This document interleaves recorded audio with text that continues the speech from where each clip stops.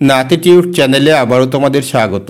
আজকের ভিডিওতে আমরা জেক্সপো 2024 সম্পর্কে কিছু গুরুত্বপূর্ণ বিষয় নিয়ে আলোচনা করব। অর্থাৎ জেক্সপো 2024-এর ফর্ম ফিল আপ কবে শুরু হতে পারে, তারপর কিভাবে ফর্ম ফিল আপ করতে হয়, কোন ওয়েবসাইটে ফর্ম ফিল আপ করতে হয়, তারপর সিলেবাসে কি আছে, কী ধরনের বই তোমরা ফলো করবে বা কিভাবে প্রিপারেশন নেবে জেক্সপো পরীক্ষার জন্য ইত্যাদি নিয়ে বিস্তারিত আলোচনা করা হবে।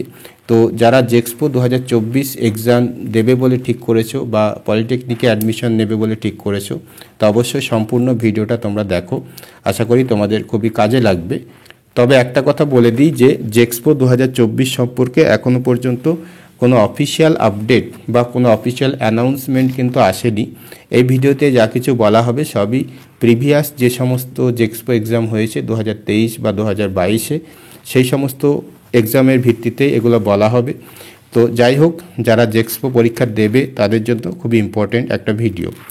তো জেক্সপো 2024 সম্পর্কে সংক্ষিপ্ত একটা ওভারভিউ আমি এখানে তৈরি করেছি, তোমরা দেখো। প্রথমে যেটা বলা হচ্ছে JEXPO full form. JEXPO full form হচ্ছে joint entrance examination for polytechnic. অর্থাৎ ওয়েস্ট বেঙ্গলের মধ্যে যে সমস্ত পলিটেকনিক আছে সরকারি এবং বেসরকারি, তো সেই পলিটেকনিকে অ্যাডমিশনের জন্য যে এন্ট্রান্স টেস্টটা দিতে হয় সেটাই হচ্ছে জেক্সপো, ঠিক আছে। এর যে কন্ডাক্টিং অথরিটি সেটা হচ্ছে কি WBSCTE and VE and SD, অর্থাৎ West Bengal state council of technical education and vocational education and skill development. তারপর কোর্স অফার্ড, ঠিক আছে। এখানে কী ধরনের কোর্স করানো হয়?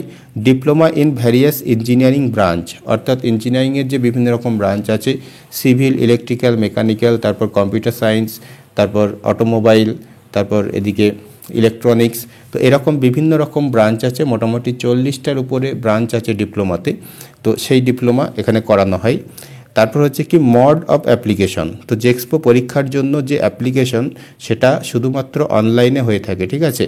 এখন অফলাইনে হয় না, শুধুমাত্র অনলাইনেই জেক্সপো ফর্ম ফিল আপ হয়। তারপর এখানে যেটা বলা হচ্ছে ওয়েবসাইট ফর অ্যাপ্লাই অনলাইন, ঠিক আছে। অনলাইন অ্যাপ্লাই করার জন্য কোন ওয়েবসাইটে ফর্ম ফিল আপ হয়? সাধারণত যেটা লাস্ট ইয়ারে দেখা গেছে এই দুটো ওয়েবসাইটে কিন্তু ফর্ম ফিল আপ হয়েছে, ঠিক আছে। তো আশা করা হচ্ছে 2024-এও তোমাদের এই দুটো ওয়েবসাইটের মধ্যে যে কোনো একটা ওয়েবসাইটে তোমাদের ফর্ম ফিল আপ হবে। তারপরে যেটা বলা হচ্ছে ইম্পর্টেন্ট বিষয়, expected month of form fill up. জেক্সপোর যে ফর্ম ফিল আপ প্রসেস সেটা বেশ 1 মাস বা তারও বেশি সময় ধরে চলে। তো সেটা আশা করা হচ্ছে ফেব্রুয়ারি মার্চ, হ্যাঁ, এই রেঞ্জের মধ্যে তোমাদের ফর্ম ফিল আপটা হবে। তার কারণ লাস্ট ইয়ারে যে ফর্ম ফিল আপ শুরু হয়েছিল সেটা 28শে ফেব্রুয়ারি, ঠিক আছে। 28শে ফেব্রুয়ারি লাস্ট ইয়ার, অর্থাৎ 2023-এ ফর্ম ফিল আপ শুরু হয়েছিল। তারপর অনেক দিন ফর্ম ফিল আপ চলেছিল।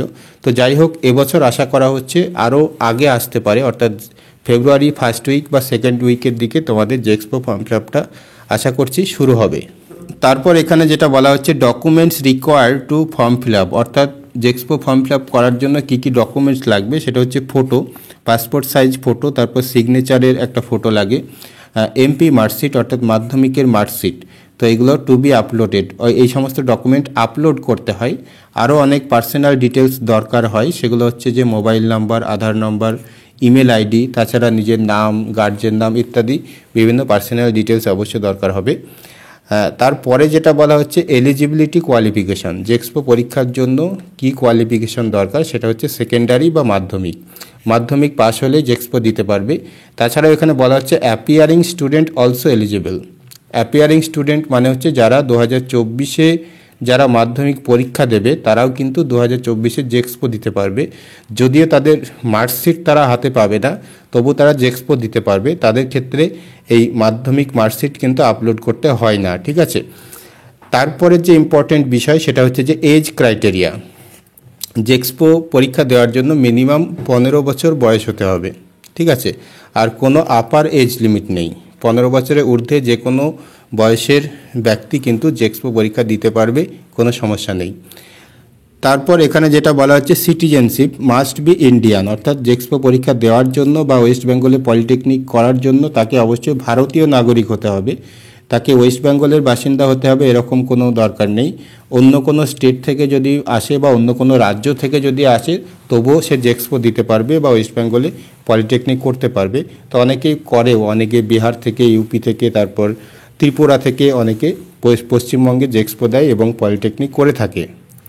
তারপর যেটা এখানে দেখতে পাচ্ছে অ্যাপ্লিকেশন ফি, অর্থাৎ জেক্সপো ফর্ম ফিল আপ করার জন্য জেনারেলি 450 টাকা লাগে, ঠিক আছে। যারা জেনারেল যে কোনো স্টুডেন্ট 450 টাকা, আর শুধুমাত্র কন্যাশ্রী যারা আছে তাদের ক্ষেত্রে 225 টাকা লাগবে, তার অর্ধেক লাগে আর কি, 550-এর অর্ধেক 225। তারপর এখানে যেটা বলা হচ্ছে স্কিম অফ এক্সামিনেশন, তো এক্সামিনেশন স্কিম যেটা হচ্ছে জেক্সপোর জন্য, সেটা টোটাল 100 মার্কের জেক্সপো পরীক্ষা হয়, ঠিক আছে। তার মধ্যে ম্যাথমেটিক্স হয় 40 নম্বরের, অ্যাপটিটিউডের থেকে প্রশ্ন থাকে 20 নম্বর, ইংলিশ থেকে প্রশ্ন থাকে 20টা, এবং ফিজিক্স থেকে 10টা, কেমিস্ট্রি থেকে 10টা। এই নিয়ে টোটাল 100টা এমসিকিউ প্রশ্ন থাকে জেক্সপো পরীক্ষাতে। তারপর এখানে যেটা বলা হচ্ছে নেগেটিভ মার্কিং, নেগেটিভ মার্কিং জেক্সপোতে লাস্ট ইয়ারে ছিল না, অর্থাৎ 2023-এ কোনো নেগেটিভ মার্কিং ছিল না, তো আশা করা হচ্ছে 2024-এও নেগেটিভ মার্কিং থাকবে না, ঠিক আছে। তারপর যেটা আছে সেটা হচ্ছে সিলেবাস, তো জেক্সপোর যে সিলেবাস সেটা হচ্ছে ক্লাস 10th লেভেলের, অর্থাৎ মাধ্যমিক লেভেলের mathematics, English, aptitude, physics, chemistry, এই 5টা সাবজেক্টের উপর প্রশ্ন থাকে, ঠিক আছে। তারপর এখানে যে পয়েন্টটা দেওয়া হয়েছে সেটা হচ্ছে যে বুক রিকমেন্ডেড, তো জেক্সপো পরীক্ষা যদিও এখানে বলা হলো যে 10th লেভেলের যে সমস্ত প্রশ্ন আসে, তবু শুধুমাত্র ক্লাস 10th লেভেলের বা মাধ্যমিক লেভেলের বই পড়লেই যে ভালো প্রিপারেশন হবে তা নয়, যে কোনো একটা বই ভালো করে ফলো করা উচিত, কেননা সেখানে 5টা সাবজেক্ট দেওয়া থাকে ভালোভাবে, তারপর প্রিভিয়াস পেপার কোশ্চেন থাকে। তো যাই হোক, তো বই যদি তোমরা কেউ কেনো তাহলে এই দুটো বইয়ের মধ্যে যে কোনো একটা বই কিনবে। এখানে যেমন একটা বলা হয়েছে JEXPO cracker by Ray and Martin, রায় মার্টিনের যে জেক্সপো বইটা আছে, তাছাড়াও ছায়া প্রকাশনীর যে জেক্সপো বইটা আছে সেটাও অবশ্যই ভালো বই, ছায়া পলিটেকনিক এন্ট্রান্স চ্যালেঞ্জার এই বইটার নাম, বাই সুবীর দাস, ঠিক আছে। এই দুটো বই অবশ্য বেশ ভালো বই, দুটো বই প্রিভিয়াস 10 ইয়ার্স কোশ্চেন থাকে, মোটামুটি গত 10 বছরের জেক্সপো কোশ্চেন থাকে, তাছাড়া অনেক সাজেস্টেড অনেক পোর্শন থাকে, তারপর বিভিন্ন প্র্যাকটিস সেট থাকে, সেগুলো অনেক কাজে লাগে। তো তোমরা যখনই বই কিনবে চেষ্টা করবে এই দুটোর মধ্যে যে কোনো একটা নেওয়ার।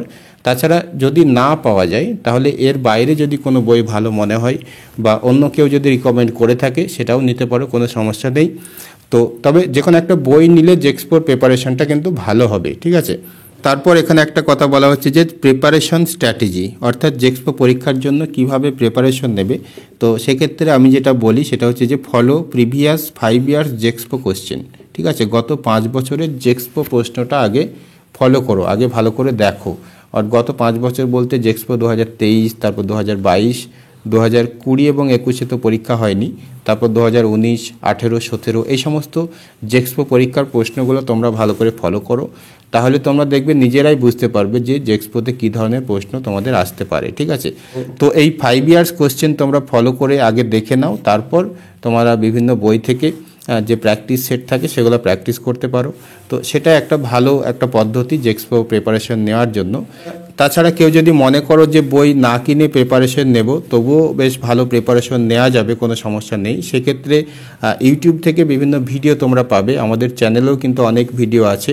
তো সেই আগের বছর যে সমস্ত জেক্সপোর ভিডিও বা জেক্সপোর যে সমস্ত ক্লাস আমি করিয়েছি তার লিঙ্ক আমি এখানে দিয়ে রাখবো এন্ড স্ক্রিনে এই ভিডিওর।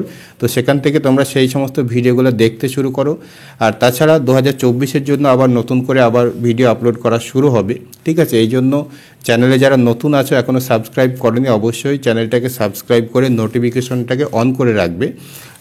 জেক্সপোর ক্লাস কিন্তু খুব তাড়াতাড়ি আমি আপলোড করা শুরু করব, তো সেগুলো নিয়মিত দেখতে থাকো, নিয়মিত নোট করতে থাকো, তাহলে আশা করি একটা ভালো প্রিপারেশন হবে।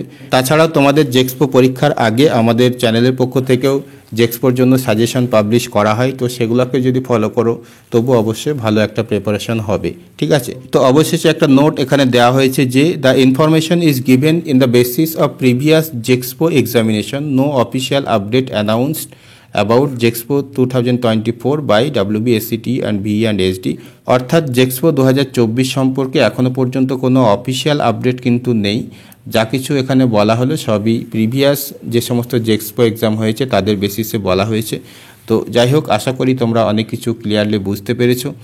আর এই পিডিএফটা যদি তোমরা নিতে চাও তাহলে আমাদের টেলিগ্রাম চ্যানেলে অবশ্যই তোমরা জয়েন করতে পারো। টেলিগ্রাম চ্যানেলের লিঙ্ক অবশ্যই এই ভিডিও ডেসক্রিপশনে দেওয়া থাকবে, সেখান থেকে তোমরা এই পিডিএফটা নিয়ে রাখতে পারো তোমাদের সব কিছু সংক্ষেপে জানার জন্য। তো যাই হোক, আজকের মতো এই পর্যন্তই।